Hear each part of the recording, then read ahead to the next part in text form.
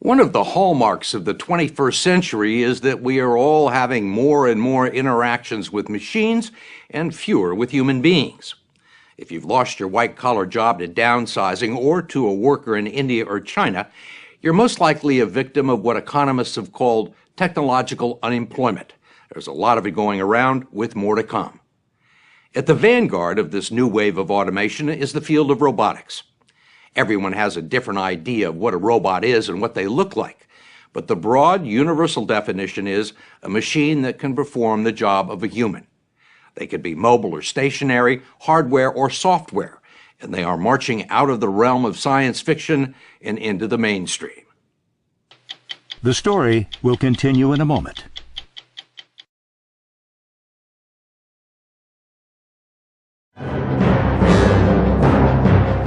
The age of robots has been anticipated since the beginning of the last century.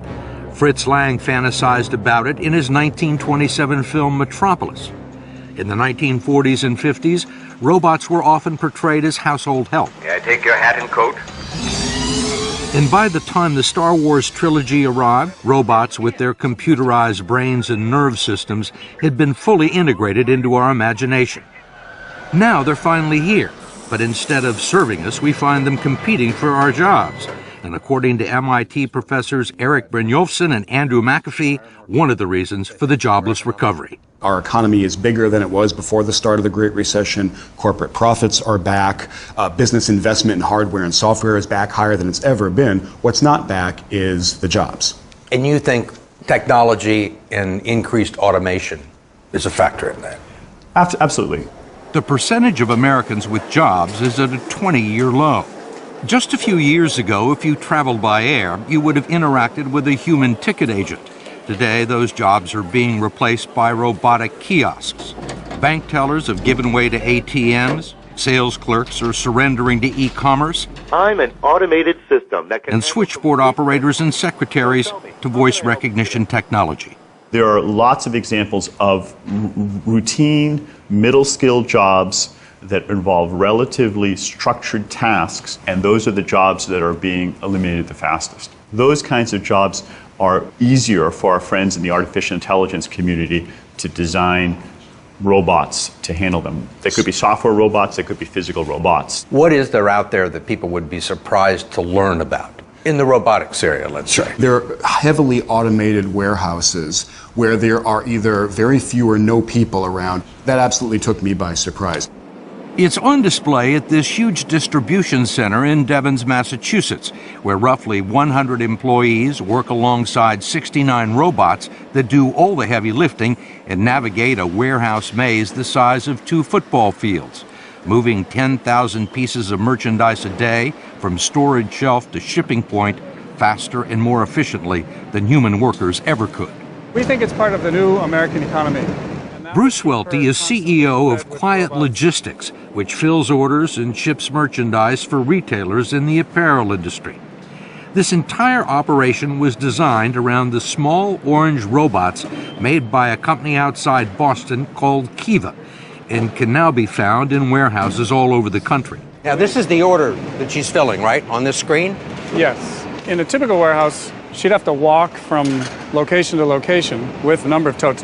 And that's the innovation here, is that the product comes to her.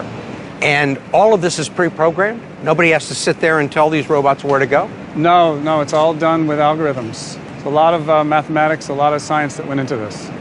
Customer orders are transmitted from a computer to Wi-Fi antennas that direct the robots to the merchandise, guiding them across an electronic checkerboard with barcodes embedded in the floor panels. Once the robot arrives at its destination, it picks up an entire shelf of merchandise and delivers it to the packing station. It then speeds off to its next assignment. They know if they need to get from point A to point B and they're not carrying anything, they can go underneath the grid. We call that tunneling, so they're very smart. You'd think they'd run into each other. Yeah, you'd think that, but it never happens. If you had to replace the robots with people, how many people would you have to hire? Probably 1.5 people for every robot. So it saves you a lot of money. Yes. And it's not just going on in warehouses. El Camino Hospital in California's Silicon Valley has a fleet of robots called tugs that ferry meals to patients, medicines to doctors and nurses, blood samples to the lab, and dirty linen to the laundry. A hospital spokesman told us the tugs are supposed to supplement nurses and hospital staff, not replace them. But he also believes that robots and humans working together is the beginning of a new era. Robots are now wielding scalpels for surgeons, assisting in the most delicate operations, allowing them to see and snip their way through prostate surgeries with minimal damage. And they've begun filling prescriptions in hospital dispensaries and local pharmacies. Economic evolution has been going on for centuries, and society has always successfully adapted to technological change, creating more jobs in the process. But Eric Brynjolfsson and Andrew McAfee of MIT think this time may be different. Technology is always creating jobs, it's always destroying jobs, but right now the pace is accelerating. It's faster, we think, than ever before in history. So as a consequence, we are not creating jobs at the same pace that we need to. And we ain't seen nothing yet. The changes are coming so quickly, it's been difficult for workers to retrain themselves and for entrepreneurs to figure out where the next opportunities may be. The catalyst is something called computer learning, or artificial intelligence, the ability to feed massive amounts of data into supercomputers and program them to teach themselves and improve their performance. What's the weather like today? It's how Apple was able to create Siri, the iPhone robot. Here's the weather for today. And Google, its self-driving car. We've been amazed at how rapidly this has been happening. This is Jeopardy!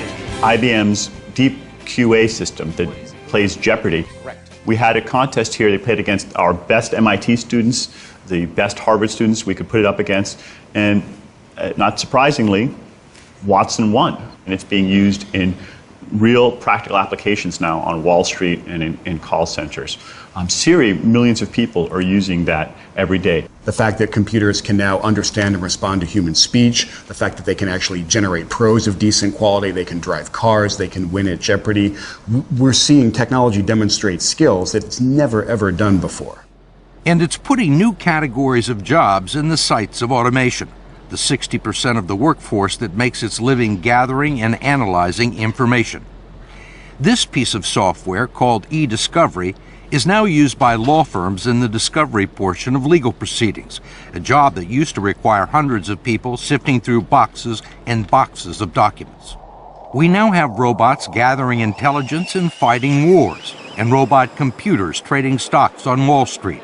It's all part of a massive high-tech industry that's contributed enormous productivity and wealth to the American economy, but surprisingly little in the way of employment. We absolutely are creating new jobs, new companies, and entirely new industries these days. When Eric and I go out to Silicon Valley and look around, the scale and the pace of creation is astonishing. What these companies are not doing, though, is hiring a ton of people to help them with their work. Because they don't have them? Because they can't find them? Because they don't need them? They can't find everyone they need, but they don't need that many people to work in these incredibly large and influential companies. To make that concrete, Apple, Amazon, Facebook, and Google are now all public companies. Combined, they have something close to $1 trillion in market capitalization. Together, the four of them employ fewer than 150,000 people, and that's less than the number of new entrants into the American workforce every month. And it's roughly half the number of people that work for General Electric. Ironically, one of the few bright spots is a modest rise in U.S. manufacturing, an early casualty of automation that is making a comeback because of it. This Tesla factory in California turns out battery-powered cars using state-of-the-art robots that can change tools and perform a multitude of different tasks, negating some of the advantages of moving jobs offshore.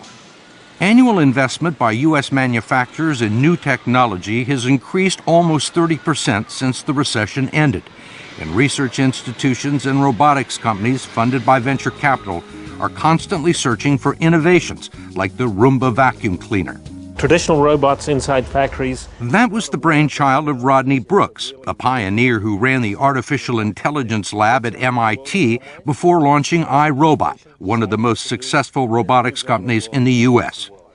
This is his latest progeny, a friendly, affordable chap named Baxter. It's meant to be able to go in a factory where they don't have robots at the moment. and ordinary workers can train it to do simple tasks.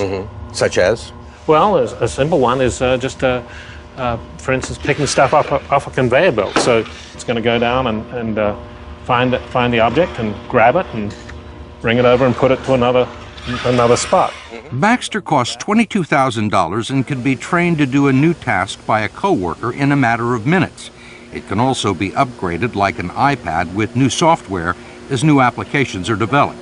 And when you're training it, Brooks and investors in his new startup, Rethink Robotics, see a potential market worth tens of billions of dollars and believe that Baxter could help small U.S. manufacturers level the playing field against low-cost foreign competitors.